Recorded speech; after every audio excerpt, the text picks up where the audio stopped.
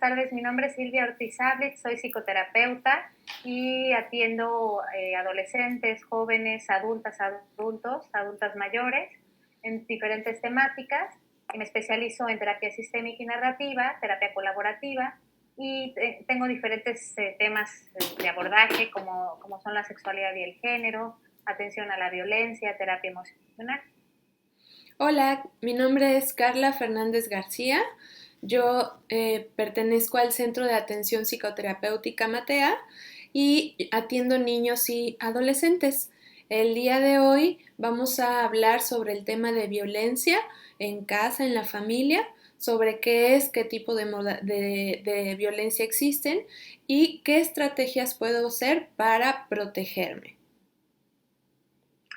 Bueno, pues este es un tema hoy en día muy vigente y no solamente pues a colación del confinamiento masivo que estamos teniendo a nivel global por el resultado del COVID-19, de esta epidemia y pandemia, sino también es un tema muy presente pues de muchos años para acá.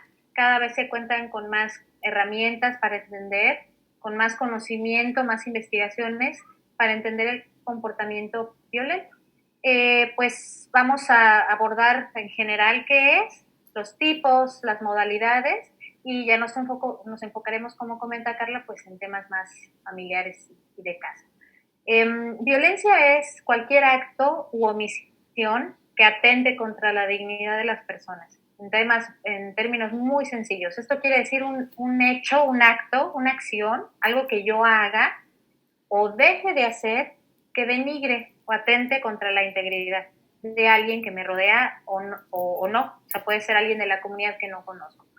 Por ejemplo, si yo tengo un bebé recién nacido y pues está tomando fórmula láctea, tengo el dinero muy contado y decido comprar algo que no es esencial, en vez de comprarle su leche, se le acabó su leche y voy, salgo a la farmacia y, luego, total, los bebés aguantan mucho, ¿no? Y termino me comprando algo que no es esencial, estoy atentando contra la integridad física y de ese ser, ¿no? De ese bebé. Entonces, podríamos decir también que la violencia es un acto en cuanto a que yo le hago algo a las personas, algo directo, algo físico. Ahí podríamos decir que es violencia física, ¿no? O sea, la jaloneo, lo jaloneo, le pego, etcétera, etcétera. Hay muchos tipos de violencia que involucran estos ejemplos que ya mencioné y otros más. Por ejemplo, la violencia emocional, la violencia económica, el tipo de violencia físico, la violencia patrimonial, la violencia sexual. Hay muchos tipos de violencia que incluyen estos ejemplos que ya mencioné. Por ejemplo, la violencia emocional, cuando hago algo o dejo de hacer algo que atente contra pues, la integridad emocional, ¿no? Puede ser una burla, pensamos que la burla pues, es del mexicano y es un código en común entre nosotros y nosotras, cuando en realidad muchas burlas no son consensuadas. O sea, yo no estoy de acuerdo que tú te burles de mí, me aguanto, pero me lastiman tus burlas, ¿no? Puede ser un acto de violencia. Puede ser también pues restringir las expresiones de amor hacia una persona y manipular a través de estas, ¿no? La manipulación es un acto de violencia emocional, el chantaje, los celos de cualquier tipo, ¿no? Está la violencia económica, en donde a lo mejor en mi matrimonio decidimos que yo voy a ser la ama de casa, tú vas a ser el proveedor o vas a ser la proveedora y pues tú tienes dinero pero me lo restringes, ¿no? Cuando ya era un acuerdo que teníamos, eso puede ser violencia económica o te chantajeo con dinero, ¿no? Si a lo mejor no sé, si no me dejas ver el celular, no te doy dinero, ¿no? O sea, son ejemplos como muy sencillos, muy burdos, pero básicamente tiene que ver con dinero esta violencia. O con bienes económicos. Está la violencia física, que es este acto u omisión que por ejemplo, si yo te jalo, ¿no? Si yo te rasguño, te muerdo, no sé, las nalgadas que pues no son consensuadas, ¿no? Eh, etcétera. Está la violencia patrimonial, el tipo patrimonial que es atentar contra un bien pues patrimonial, es una inversión que yo tenga, o mi casa, la daño en venganza, o te la quito, ¿no? Con artimañas de algún tipo, etcétera, etcétera. Está la violencia sexual, que es, pues como su nombre lo dice, cualquier acto sexual no consensuado, en donde se ejerza pues, un poder. Y la violencia del tipo pues que atentan contra los derechos sexuales y reproductivos, ¿no? Bueno, no vamos a entrar en detalles en esta, pero es muy importante aclarar que estos actos u omisiones tienen que ver con una desigualdad de poder. A lo mejor yo tengo más poder económico y te chantajeo con eso, ¿no? A lo mejor yo tengo más poder físico y se me hace muy fácil, pues, lastimarte físicamente, ¿no? Si hablamos como ejemplos de bullying, ¿no? Cuando ya llega a extremos. A lo mejor yo tengo, por cuestiones de género, tengo más poder emocional y te chantajeo y te celo y, ¿no? Entonces aquí en la violencia siempre hay una desigualdad de poder. Y eso es muy importante notarlo y vamos a ver más adelante por qué. Y estos tipos se dan en diferentes contextos, diferentes modalidades, por ejemplo, la familiar, en la modalidad también escolar, la modalidad laboral, institucional, comunitaria. Es decir, todos estos tipos que ya mencioné pueden suceder en todas estas modalidades. Puede suceder violencia emocional en la escuela, en la familia, en el centro de trabajo, cuando hay un acoso por parte de un jefe, una jefa. Puede suceder violencia sexual en la comunidad, cuando hay una violación, ¿no? En la misma familia se pueden dar actos de violación, no por ser familia, no por ser marido y mujer, no por ser pareja, novios, yo debo de hacer cosas que no quiero hacer. Y bueno, es bien importante pues que les comparta que hay muchos instrumentos que nos ayudan en terapia a reconocer estos ejercicios de la violencia, particularmente los he usado pues, en algunas conversaciones de terapia, como son el ciclo de la violencia, ya hablando particularmente de cuestiones de pareja o familiar. Y este ciclo es una herramienta visual que nos ayuda a entender cómo sucede la violencia. Por ejemplo, vemos aquí en la imagen que aparece en la pantalla, vemos 3 fases en el ciclo. La primera fase es, pues se eleva la tensión, la segunda fase es la explosión de la violencia y la tercera fase es, pues la luna de miel. Hay muchos ciclos, perdón, ustedes pueden buscar ahí pues, en el navegador, pero básicamente se resumen en estos tres. ¿Qué quiere decir?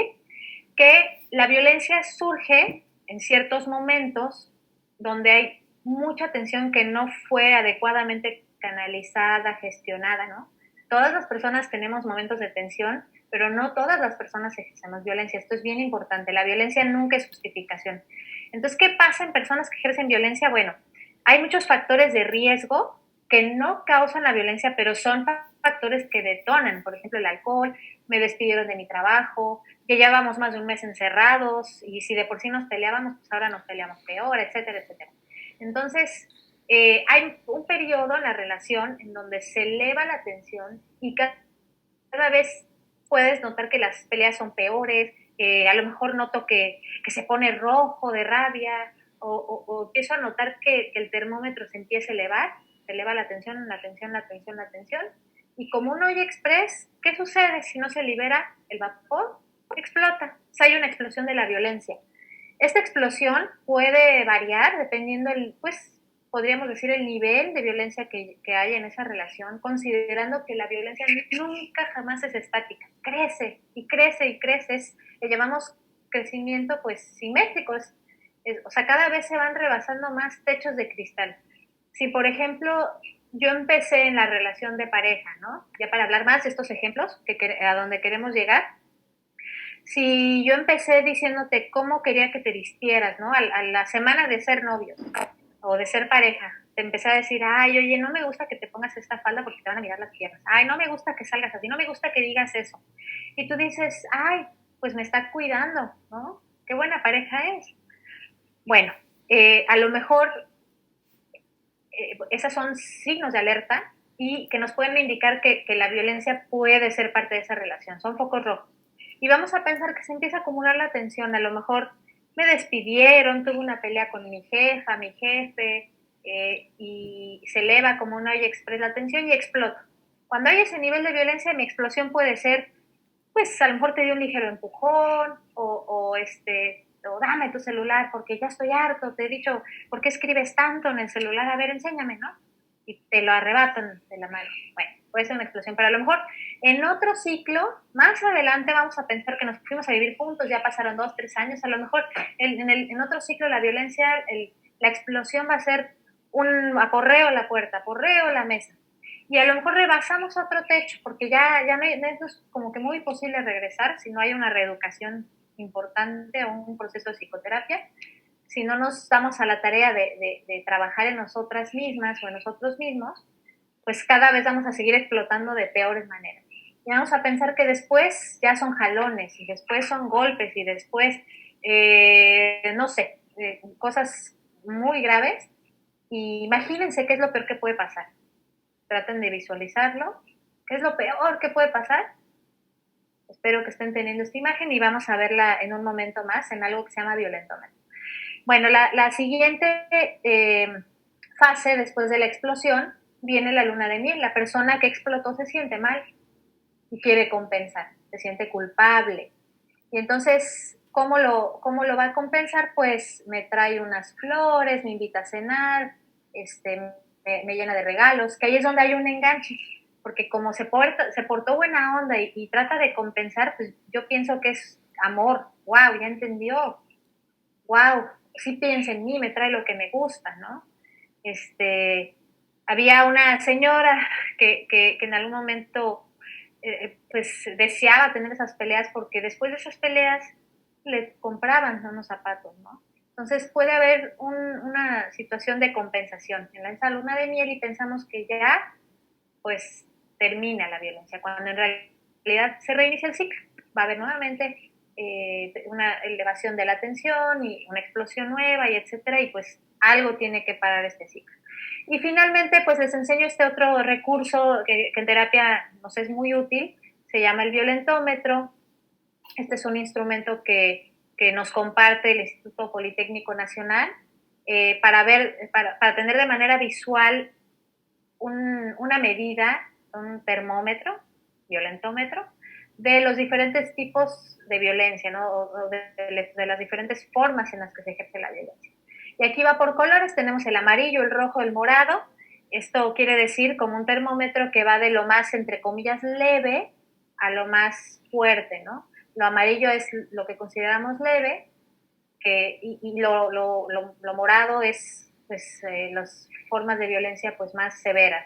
Y aquí podemos ver que ya hay pues, amenazas con objetos o armas, amenaza de muerte, que eso puede ser físico, también psicológico, pero es grave, es un síntoma muy grave de violencia, forzar a una persona a algún acto, etcétera, ¿no? Y por último, pues la forma más evidente de violencia, que es el feminicidio. Esto lo podemos ver como si fuera la punta del iceberg. Estas formas visibles de violencia son muy obvias y generalmente en consulta recibimos personas que ya viven estas formas de violencia muy obvias, que me gritó, me pegó, me jaloneó, pero hay que pensar que detrás de estas formas muy obvias de violencia hay otras formas que pasamos por alto, que se dejaron por alto, ¿no? Y que la persona que explota las justifica. Es que te grité porque tú me hiciste tal. Es que te rompí el celular porque tú no parabas de verlo. Es que no sé qué. Hay como mucha justificación a la violencia. Entonces, este termómetro o violentómetro lo pueden utilizar para reconocer si han vivido, están viviendo, y no se asusten. Hay personas que les podemos ayudar, está el 911 que les puede dirigir a atención de urgencia, ¿no? Hay centros de atención a niñas, niños, mujeres, donde te atienden de manera gratuita. Si tú reconoces esto, qué bueno, ese es un buen paso para pues, curarnos. Y bueno, yo te invito a que le des una checada a profundidad a estas dos herramientas y pasamos a lo siguiente. Como mencionaba Silvia, un paso muy importante es, ya me di cuenta de que estoy viviendo violencia, ¿no? Y ahora, ¿qué hago? Y ahí es donde entran las estrategias que a continuación les voy a compartir. Para nosotros es muy importante que tengamos muy presente, y lo vamos a recalcar a lo mejor en varias ocasiones, que estas estrategias son meramente de protección, no son una solución a la violencia que se vive. No son una manera de, bueno, con esto que yo voy a aplicar, entonces se acabó y no va a haber más violencia en casa. La realidad es que no es así. Como Silvia menciona, solamente podemos pasar a un proceso de cero violencia en casa cuando los integrantes han pasado por un proceso de terapia. Estas estrategias son solamente de protección. Y voy a empezar con los niños. Sobre todo en este momento en el que estamos en confinamiento, es muy importante que con los niños tengamos un horario específico de las actividades que vamos a realizar y también de los lugares donde va a realizar las cosas. Por ejemplo, yo debo de tener muy marcado el horario en el que va a ver sus clases en la televisión y el lugar, porque va a tener su mesa, sus útiles, su lápiz, su mochila. Y eh, también debemos de tener muy ubicado el espacio donde sí puede jugar, porque a veces, como estamos en este momento de confinamiento, pues ya los adultos también se estresan de escucharlos gritar todo el día, ¿no? Normalmente un niño va a gritar porque está jugando, porque se emociona. Entonces, o a veces también nos enojamos porque tiene los juguetes tirados por toda la casa. Entonces, para evitar esa situación, lo que tenemos que hacer es fijar el espacio del juego. Y el otro día veía una fotografía donde su espacio de juego le asignaron a un niño la regadera. Entonces, a lo mejor en esa casa había 2 baños y un baño lo destinaron para bañarse y la otra regadera la destinaron como zona de juego para el niño, ¿no? Entonces puede ser encontrar un espacio que sea específico para el juego, a lo mejor si tengo un pequeño balcón, una pequeña esquina del espacio donde yo me encuentro, que ahí puede tener el niño su reguero y no pasa nada, ¿no? Yo como adulto mis niveles de estrés no se van a subir porque están tirados los juguetes por toda la casa. Otra sugerencia para trabajar con los niños en medida de lo posible y con las precauciones que se deben de tener es poder salir a caminar a lo mejor a la esquina y de regreso a casa.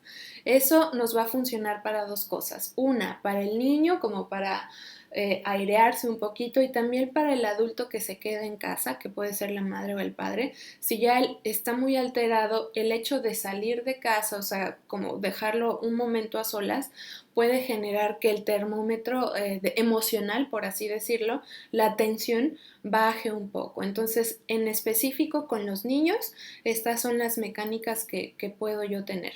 Y también algo muy importante, como mencionaba al inicio, ¿no? La rutina, pero en algunas cosas yo tengo como adulto que definir en qué cosas puedo llegar a ser un poquito más flexible que antes. Por ejemplo, si antes de este confinamiento solamente podía ver la televisión o usar su tablet durante 1 hora al día, a lo mejor ahora que estamos encerrados todo el día en casa, pues le puedo permitir ver un poquito más de tele o dormirse un poquito más tarde de lo habitual o despertarse un poquito más tarde.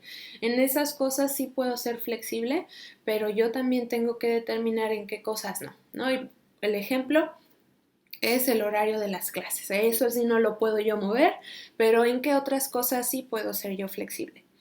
Ahora, en las estrategias para la familia también nos podríamos encontrar como en dos etapas. Una, que es la prevención del hecho violento, ¿no? Como lo veíamos con Silvia en el ciclo de la violencia, para evitar ese estallido de tensión, ese estallido de violencia, yo puedo prevenir de alguna manera como observando los patrones tanto del ambiente familiar como de la persona misma que me podrían a mí indicar que el nivel de tensión está subiendo. ¿Qué cosas puedo yo encontrar a través de la observación que pudieran generar en el otro un estrés más allá, ¿no? Entonces, al yo darme de cuenta de cuáles son esos patrones, lo que puedo ir haciendo es prevenir, ¿no? Por ejemplo, yo atendía a un pequeño que cuando su nivel de estrés y de tensión ya aumentaba, lo que él hacía era agarrarse el cuello, ¿no? De esta manera. Y obviamente el ceño fruncido, como que ya empezaba ya se agarraba el cuello, ya no quería hacer las cosas. En ese momento sabíamos que era momento de sacarlo de esa actividad que él estaba haciendo, porque si no íbamos a tener un estallido de emoción, ¿no? Entonces, a lo mejor con la persona que genera violencia, podemos ir encontrando algunos patrones que me vayan indicando, esto está a lo mejor llevándonos más alto en el termómetro y necesitamos hacer algo, ¿no? Y otra cosa muy importante, sobre todo en estos momentos, es tratar de reducir la ingesta de alcohol, porque eso nos hace más propicios a la violencia. Y también tener momentos de ejercicio, porque el ejercicio nos permite sacar ese estrés fuera del cuerpo. Y otro punto muy importante es reconocer mis redes de apoyo. ¿A qué me refiero con esto? ¿Con qué personas cuento en el momento en el que yo tenga una situación de emergencia? ¿A quién puedo acudir? ¿Con mi vecina? ¿Con mi hermano? ¿Con un familiar? ¿Con algún amigo? ¿A qué persona puedo recurrir cuando yo tengo una situación de emergencia? Eso es algo muy importante que debemos de tener en consideración desde antes, no en el momento de la emergencia. En el momento de la emergencia lo importante es actuar. Entonces, a lo mejor hasta hacerte una lista de cuáles son las personas con quien puedes acudir y también generar una palabra clave que signifique emergencia inminente, ¿no? Por ejemplo, puedes elegir un color, el nombre de un platillo, puedes elegir el nombre de una cosa, no sé, nube, ¿no? Entonces, tú avisarle a tu red de apoyo que cuando tú digas esa palabra, significa peligro inminente y que necesitas ayuda, ya sea para que ellos acudan o para que tú vayas a su casa. Uh-huh. Pero obviamente esto se hace con anticipación para que ellos ya sepan qué es lo que va a pasar. Uh-huh. Y el siguiente punto es, bueno, ok, ya hice todo lo que pude para prevenir, pero indudablemente hay un momento de emergencia. Es muy importante generarte, como el nombre lo dice, un plan de emergencia, un plan de contingencia. Número 1, haciendo una maleta con ropa tuya y de los niños, con documentos importantes, con medicinas si es que tomas algún medicamento. Si te vas a llevar a la mascota, pues también meter a esa maleta comida para la mascota. Y algo también muy importante es poner, aunque sea un poco de dinero para la transportación, porque a veces en ese momento, pues no, lo primero es cuidar de tu vida, lo primordial. Uh-huh. Porque ahí el nivel de tensión o de violencia ha escalado a un nivel en el que estás temiendo por tu vida. Es muy importante que sigas tu intuición en ese momento y que también tus hijos sepan la palabra clave y cuál es el rol que va a tener cada uno en ese plan de emergencia. Es decir, a cada uno le vas a dar un rol especial. Es decir, uno va a ir por la maleta, el otro va a ir por el perro, el otro va a llamar a esa red de apoyo diciendo la palabra clave, de tal manera que esto lo hace más eficiente y no tienes que hacer todo tú. Uh-huh. Y ya también los niños están preparados para eso. Y ya que estás en un lugar seguro, entonces puedes pensar o reflexionar sobre cuál va a ser tu paso siguiente. Como mencionaba Silvia, podemos llamar al 911. En todos los estados tenemos los institutos estatales de la mujer que dan atención a las mujeres y personas que viven violencia. De hecho, también al final del video les vamos a compartir algunos teléfonos, pero siempre ten presente 911, van a estar listos para ayudar. No sé si hay algo que tú quieras compartir, Silvia, de estos plan de emergencia o estrategias. Sí, creo que puedo añadir que si tú pues te llevas a tus hijos, toma en cuenta que los estás protegiendo, no los estás secuestrando. Uh-huh.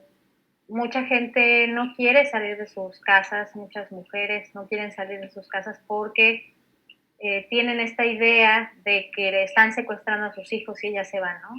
O que tienen que tolerar por el bien de sus hijos porque merecen una figura paterna, Uh-huh. ¿no? Y no es así. O sea, es mejor un hogar, pues, donde vivo yo solamente con mis hijos, pero que haya paz, que haya bienestar, que haya tranquilidad, a vivir bajo el yugo de la violencia, ¿no? Claro. Y donde hay violencia, y si hay niños y niñas, ellos y ellas se vuelven víctimas indirectas de la violencia, la ley los contempla. Pues si no velamos por su integridad, pues estamos cayendo también en actos de negligencia. Y no es secuestro, solamente pues yo me los llevo al resguardo, los estoy protegiendo. Es importante cambiar este discurso. Y luego sería importante buscar asesoría legal. Como comenta Carla, acercarme a las instituciones, a las fiscalías especializadas de atención a la violencia de mujeres que hay en cada estado, o a estos centros como los institutos estatales de atención a las mujeres o institutos municipales que en todos los estados hay.